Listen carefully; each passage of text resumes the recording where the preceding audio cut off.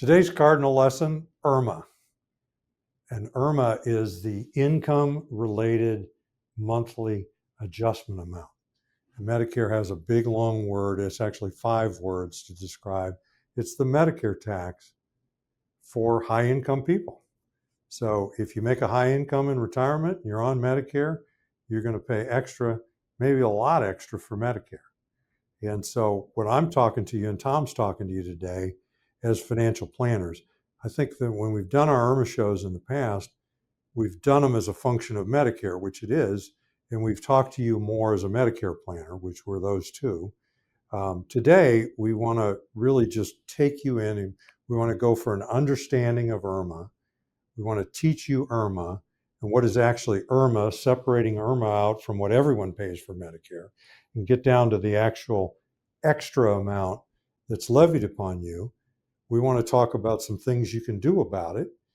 So we want to go a little deeper, and we want to talk to you as the financial planners that we are. So now I want to put it to Tom, and I want Tom to really talk about why we're going over IRMAA today. Yeah, man, we're going over IRMAA because everyone at some point is going to go on to Medicare, right? It's your first eligible when you turn 65 or you're disabled, but we'll leave that off for a second. So you're 65 or later if you kept working past that point. But at some point, you're going to enroll in Medicare. And the first time that most people ever hear about IRMAA is when they get this nice, fun letter. They're all excited of going on Medicare. This insurance is great.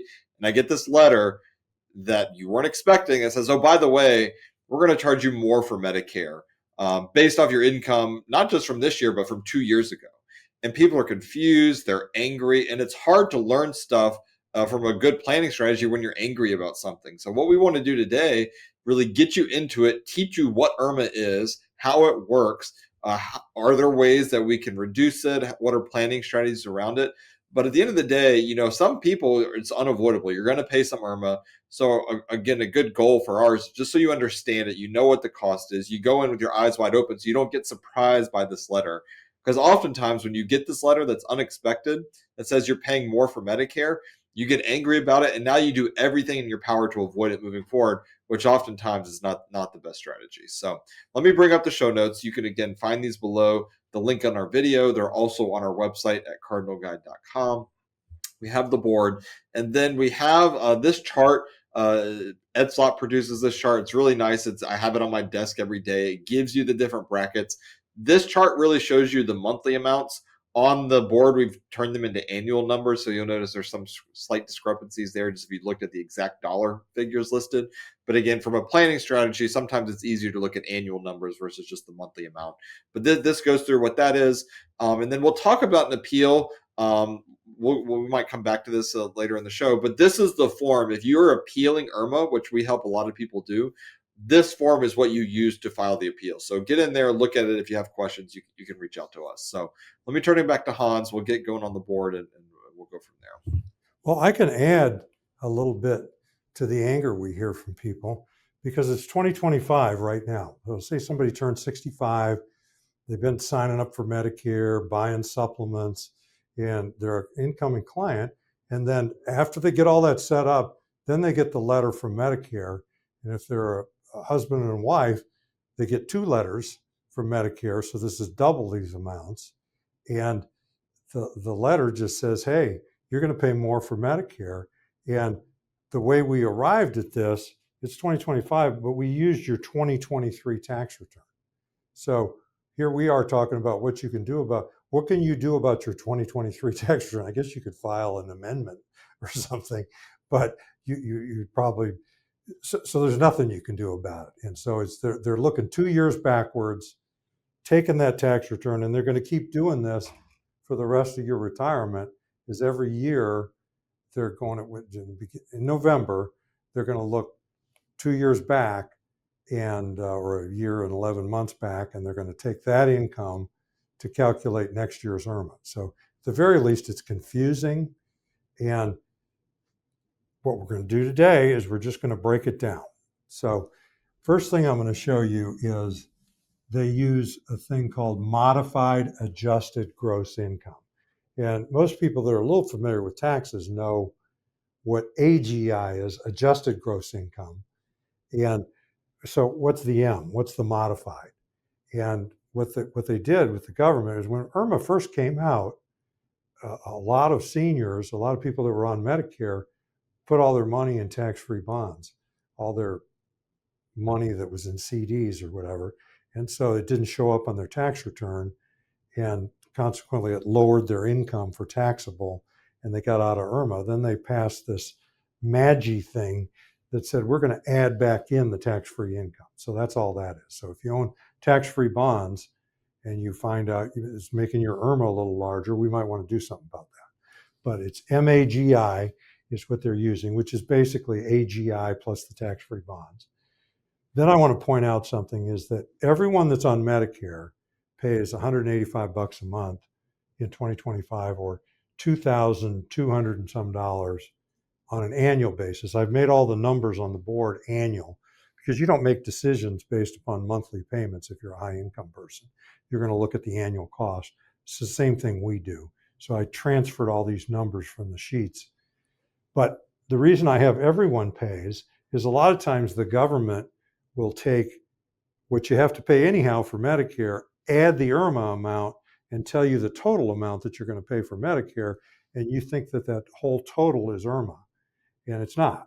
So the amount that everyone pays, and if you got a husband and wife, or you're a couple, it's double this amount, $2,720 a year. And what I will add is we just put $500 a year as a premium for the Part D plan as an average, just because you pay that to the insurance company, but everyone has to pay their own premium for Medicare Part D. So what's up here is what everyone pays. If you're on Social Security, they deduct this out of your Social Security check. They're also going to deduct the IRMAA amount, but the government doesn't break it out, but we do as financial planners because we want to show you how much money's on the table that we can work with in managing your income to try to get you into a bracket that's acceptable to you. So this is what everyone pays. So you got to add this number to this number to come up with your total Medicare cost that you're paying to the government.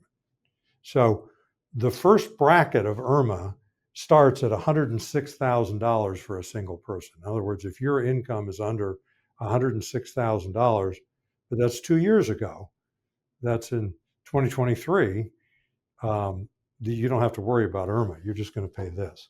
But if you go $1 over 106,000, or you went $1 over that, or $100 or $10,000 over that, you're going to face an IRMAA payment at the smallest amount. So they're going to add almost $900 a year to your Part B cost and $164 a year to your Part D cost. So, it's interesting. Well, I'll get into that point later. So that's the first bracket of IRMAA, or an additional $1,050 is going to be added to your overall Medicare cost. And then the brackets just go from there, so that somebody that's up in a couple that's up in the 335,000 to 400,000, and this is going to be on two people if they're both on Medicare, married, filing jointly, they're going to pay an extra $4,235 a year each for their Medicare, in addition to the $2,720 that everybody pays. So you can kind of understand the math. You can look on the grid. You're going to have to get out your 2023 tax return, or if you're already on, there's no point if we're already in the middle of the year and you're already paying it. I mean, it just kind of is what it is, but we're trying to show you how it's calculated. Okay. And if you're living with all of this year and we're in 2025, when we get to the end of 2025 and we're getting ready for 2026, you're going to get a love letter from Medicare and Social Security in November. We all get these, and they all come at the same time. And they're going to pull your 2024 tax return, which you just filed. And then they're going to have new IRMAA brackets. So they're going to probably be a little more than each of these thresholds. They go up. I think this was like 206 last year. And so, we're guessing it's maybe going to be 218, 220 is the first threshold for a couple. This was about 102 last year, and it's going to probably be 110 for a single person. I mean, I don't know, but that's going to come out, but they're just going to send you a letter and they're going to say, this is your IRMAA. So you can go over the grid. These are in annual numbers. Everybody pays this. Find your place that your tax return was 2 years prior, or just get out your tax return. Find out the number for AGI. And if you had any tax-free bonds, then you got to add them in to come up to your MAGI. And find yourself on the chart. That's going to be your cost. So I want to put it to Tom. Am I missing something here, Tom? No, I mean, I think that's a pretty good summary. One point I will make is when you look at that line that says everyone pays, we have $500 annually listed for the Part D. That could be less, right? That's just sort of an average cost for a drug plan. There are some plans that are less expensive, some that are more. So that number could fluctuate some. But the IRMAA numbers, that's has already taken out. That's not accounting for the actual premium for your Part D plan. And so the IRMAA brackets, those would be the additional amounts that you pay.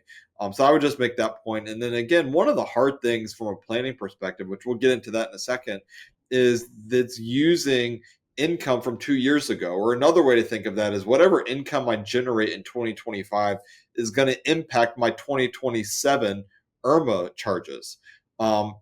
Having said that, we don't yet know what the 2027 IRMAA brackets are, right? They don't release that until that year.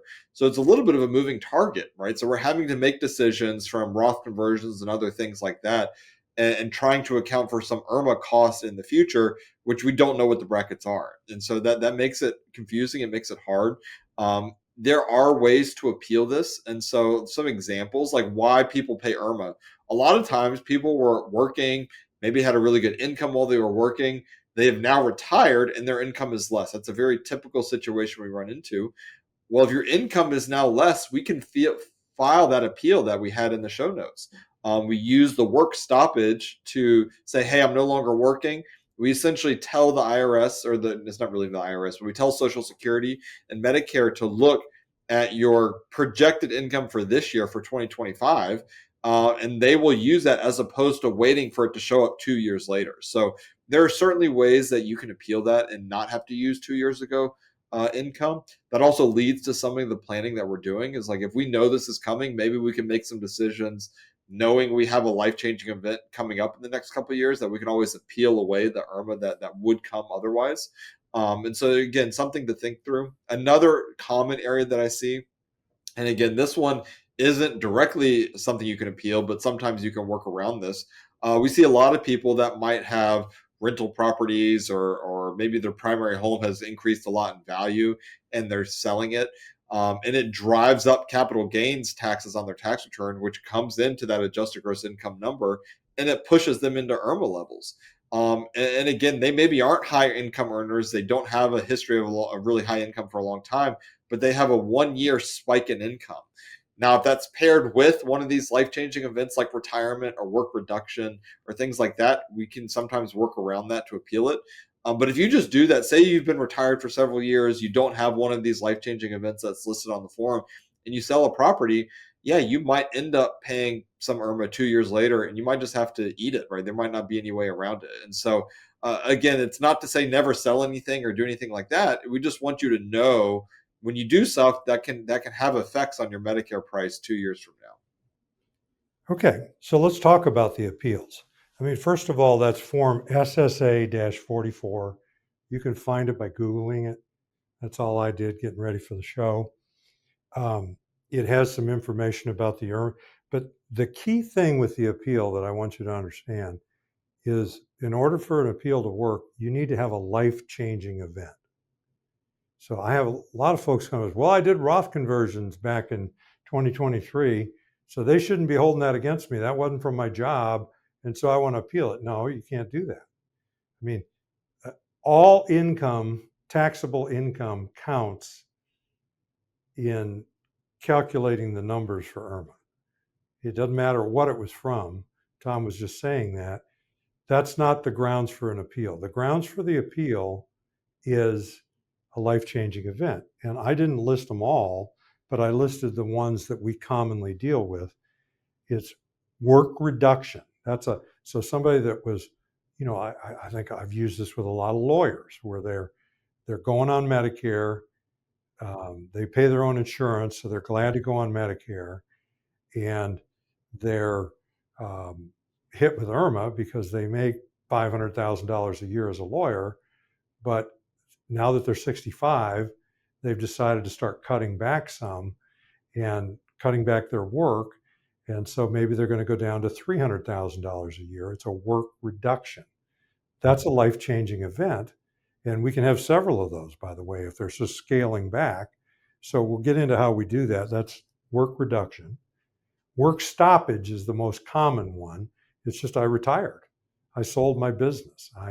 I'm just retiring. So I made this amount of money back in 2023 and 2024, but I'm retiring now in 2025, and my income in 2026 and 2027 is going to be substantially lower because I'm now retired. And by the way, you might be in control of what your income is in 26 and 27 with a lot of ways, especially if you're coming to us. So this is a consideration with planning. We're not going to do all your financial planning around IRMAA. It's just a consideration. But I'm pretending now like I am, is that's a life-changing event, is work stoppage, or you retire. And it's one or the other.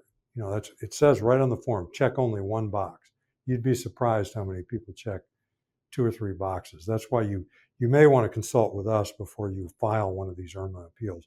People make all kinds of mistakes. So it's either work reduction, work stoppage, divorce and marriage. Um, we have, we have a lot of that where if you just got divorced, then you're now a single filer. You can file an appeal because these old tax returns were based upon marriage. Same way as if you just got married, um, you were a single filer before, now you got married, it's grounds for an appeal. And then there's stuff on the spouse, is if your spouse had a work reduction, or your spouse had a work stoppage, or your spouse died, all of those they're life events, they're grounds for an appeal. That's the only thing you really need to establish, is that I suffered a life event, and it's best if you send in some piece of documentation documenting that life event. And then what we're going to do is we're going to go in, and this is where actually I'm going to let Tom just kind of jump in.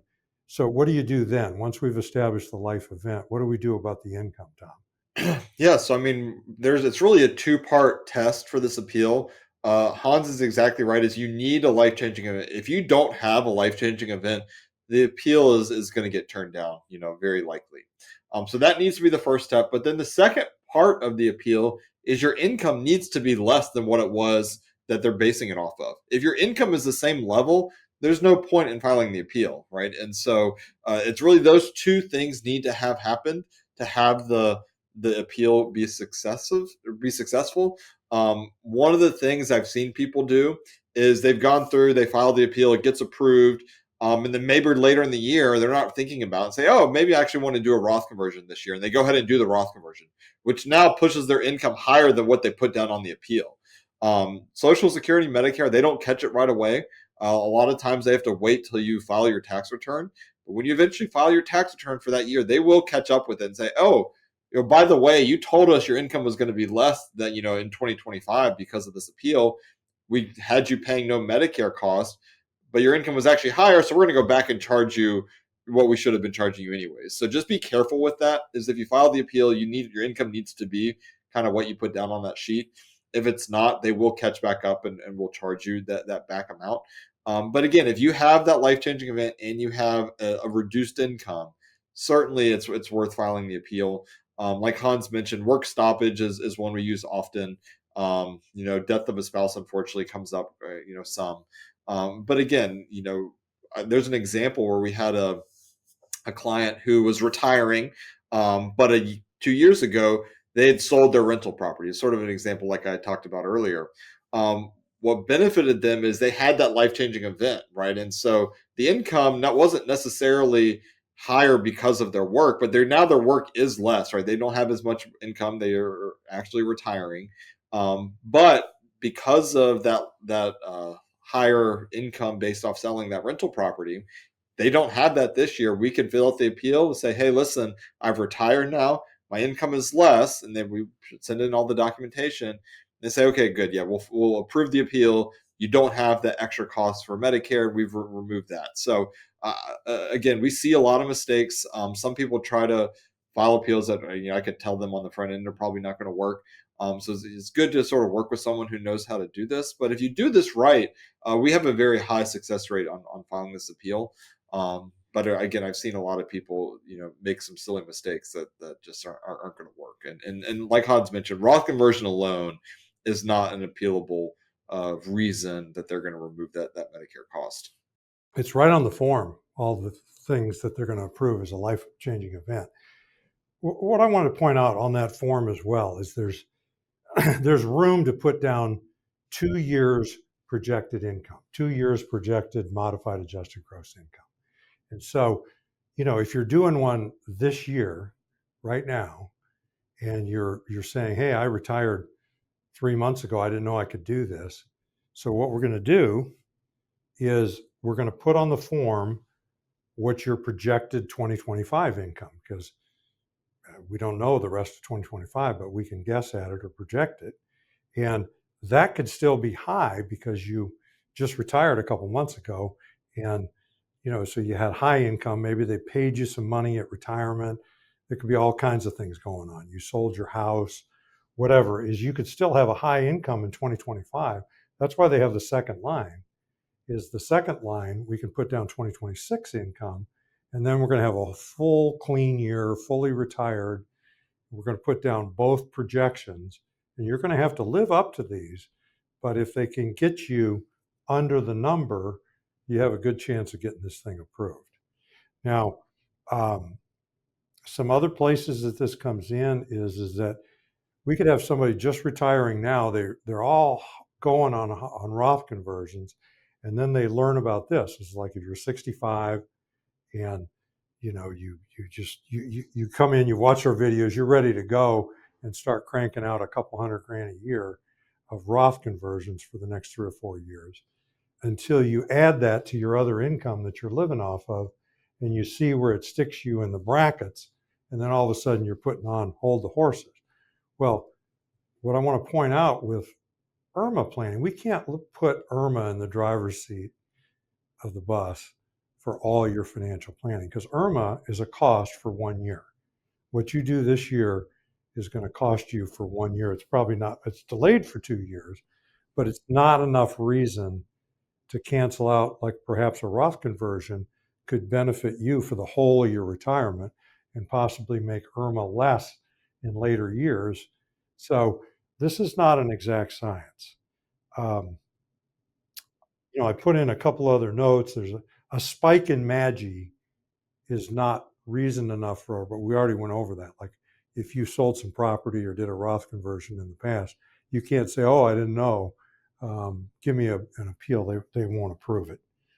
I also wanted to point out, if you're a couple, you got to actually fill out 2 appeal forms. And, one appeal form is for the worker that just retired or did a work reduction.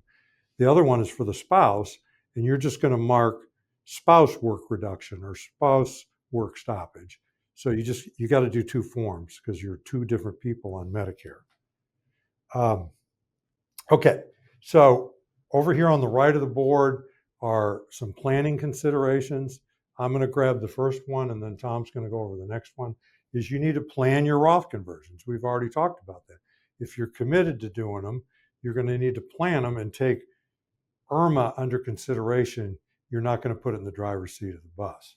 So Tom, why don't you talk about the RMD effect?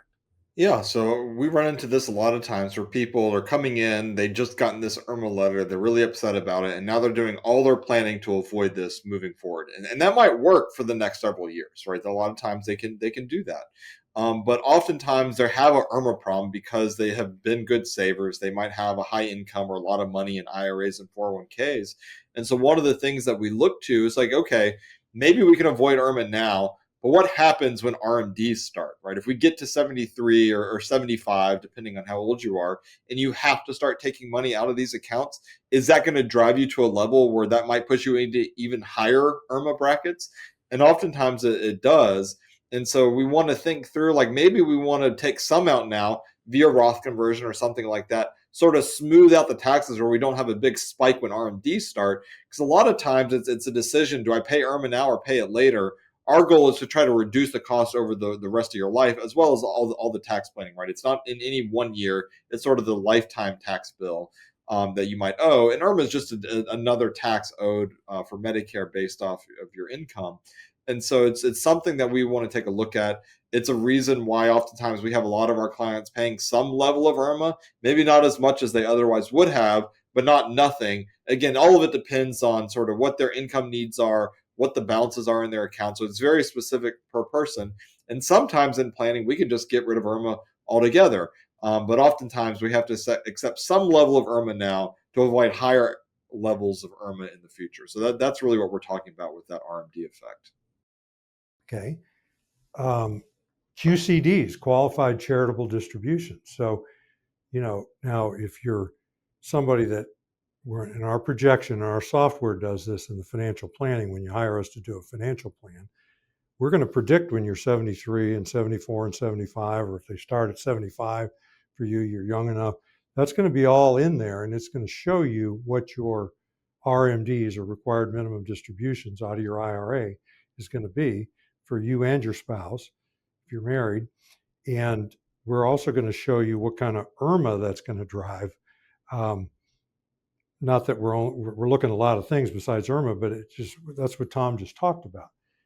You have the ability to take your RMDs and donate them to a qualified charity through what's called a QCD, or a qualified charitable distribution. We have other videos on that, but that's a way to avoid IRMAA, or avoid showing that income, or just do part of the RMD as a qualified charitable distribution. So I want to pass it to Tom to talk about the next one.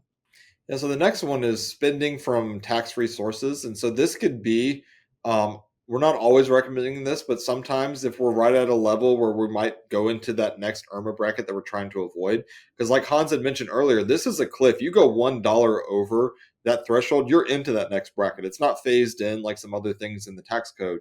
It's like you're $1 over, you're paying that higher level. And so when if we're sort of right there on the edge and we don't want to go into there, we could pull money from Roth accounts. Again, we don't always recommend that, but that would be tax free. But more often, what we're doing is looking at someone's taxable investments. So it might be in a brokerage account, it might be savings they have, and pulling money out of that to give us the income we need to live, but not put us into higher tax brackets. Really just managing how much taxes we're paying. Again, that assumes that you have a choice. Some people, if all your money is in IRAs, you really don't have much of a choice. But if you have a mix of accounts, some in taxable investments, some in savings, some in Roth, some in traditional, you can sort of pick and choose where you pull money from to really control the taxes. If you're in sort of the taxable investments, the basis, the initial investment's already been taxed, and that's not taxable. The gains would be taxable. Sometimes you can match gains and losses. It's called tax loss harvesting, to offset some of the gains with the losses. So you could get money out, pay essentially no taxes, or not drive up your taxable income, which would help avoid IRMAA. So there's ways to manage your taxable income, like doing something like that, to avoid maybe that next level that we're trying to keep you from. Okay. This calls for somebody that's 65, possibly delaying Social Security. People with an IRMAA problem a lot of times have significant assets. We can live off of something else, maybe what Tom just talked about, and take the benefits of delaying Social Security for the higher earning spouse, and maybe take the lower earning spouse's Social Security at 67. But that's a way to keep income down. Let's talk about delaying Medicare through work, Tom. Yeah, so if you're working and you work specifically for a company that has more than 20 employees, you are allowed to delay Medicare Part B after you turn 65. So you turn 65, you could say, no, I don't want Medicare Part B, and push that off until you retire. IRMAA is only a problem until you start Medicare. If you don't sign up for Part B of Medicare, there is no extra cost because you're not paying anything. And so if you're still working, this is a way to help avoid it. And maybe you could pair that with Roth conversions and things like that. At the end of the day, I don't want you making your retirement decision solely based off IRMAA, right? If we're just working to avoid IRMAA, that's probably not the best strategy. But if you still enjoy working, you're still wanting to do this, certainly delaying Medicare helps push off the IRMAA problem down the road. And you can do other planning leading up to when you retire to maybe help reduce that in the future.